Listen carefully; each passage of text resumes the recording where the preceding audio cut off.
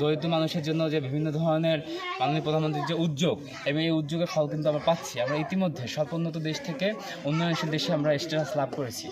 আমরা আশা করি অতি শীঘ্রই আমরা মাননীয় প্রধানমন্ত্রীর নেতৃত্বে একটি উন্নয়নশীল দেশ থেকে উন্নত দেশে পরিণত হবো। মোহাম্মদ সিদ্দিকুর রহমান সাহেব যে এই যে ভিন্ন একটি ব্যতিক্রম উদ্যোগ নিয়েছে, এজন্য এটা আমি মনে করি আমাদের অঞ্চলের সাধারণ মানুষের পক্ষ থেকে তাকে আমি এবং আওয়ামী লীগের পক্ষ থেকে আমি শুভেচ্ছা এবং অভিনন্দন জানাচ্ছি।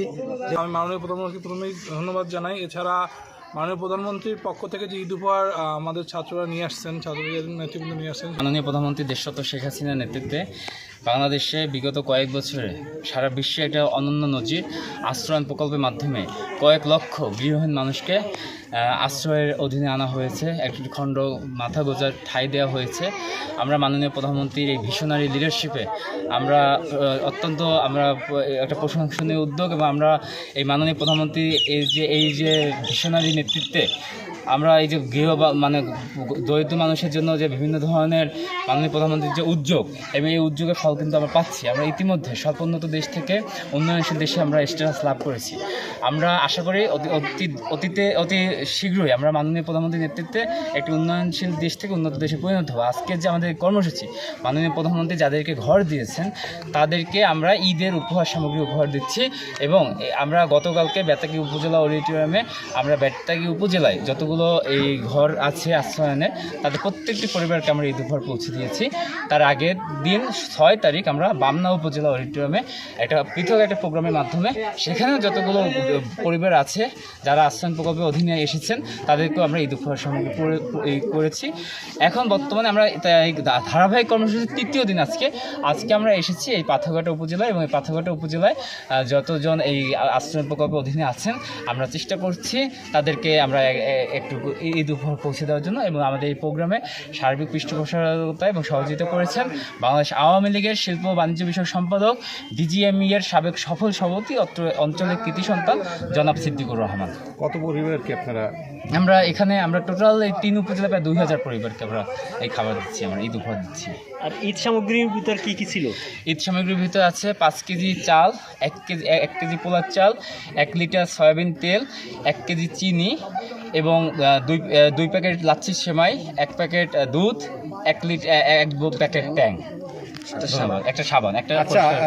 ঈদের ভালো উদ্যোগ, বিশেষ করে হলে যে সরকার তো যেহেতু ঘর করে দিছে, যারা আশ্রয়হীন তাদেরকে আশ্রয়ের একটা জায়গা করে দিছে, আর যেহেতু আওয়ামী লীগ সরকার পরিচালনা করে, তো যার কারণে প্রধানমন্ত্রীর এই উপহারের প্রতি সম্মান দেখিয়ে আমাদের নেতা এই অঞ্চলের দক্ষিণ অঞ্চলের বাংলাদেশ আওয়ামী লীগের কেন্দ্রীয় নির্বাহী সংসদের শিল্প বাণিজ্য বিষয়ক সম্পাদক মোহাম্মদ সিদ্দিকুর রহমান সাহেব যে এই যে ভিন্ন একটি ব্যতিক্রম উদ্যোগ নিয়েছে, এজন্য এটা আমি মনে করি আমাদের অঞ্চলের সাধারণ মানুষের পক্ষ থেকে তাকে আমি এবং আওয়ামী লীগের পক্ষ থেকে আমি শুভেচ্ছা এবং অভিনন্দন জানাচ্ছি যে ওনার একটা মহৎ উদ্যোগ, যে এই কাজটি মূলত উনি করা মানেই আওয়ামী লীগের করা।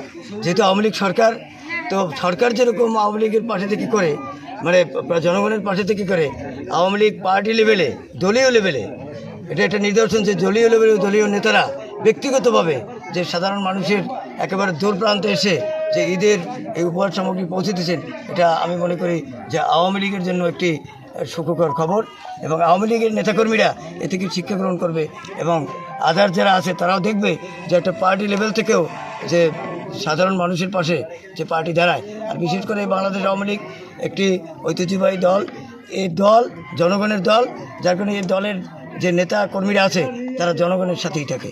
সকলকে ধন্যবাদ। জয় বাংলা, জয় বাংলা।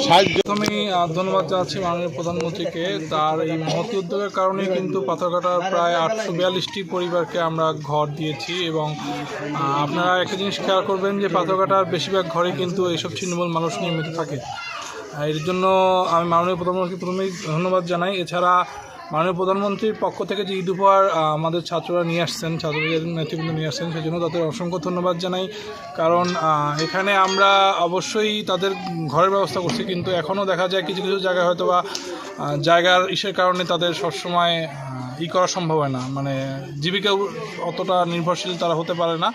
সেই জন্য তারা তাদেরকে আমি অবশ্যই ধন্যবাদ জানাই, কারণ এসব ছিন্নমূল মানুষকে তারা এইভাবে যে সহযোগিতা করতেছেন, এটা পরবর্তীতে আমি মনে করি তারা অব্যাহত রাখবেন এবং বঙ্গবন্ধু যে স্বপ্নের যে সোনার বাংলা, এটা গড়ার পিছনে তারা একটা গুরুত্বপূর্ণ ভূমিকা রাখবেন এই আশা। ধন্যবাদ।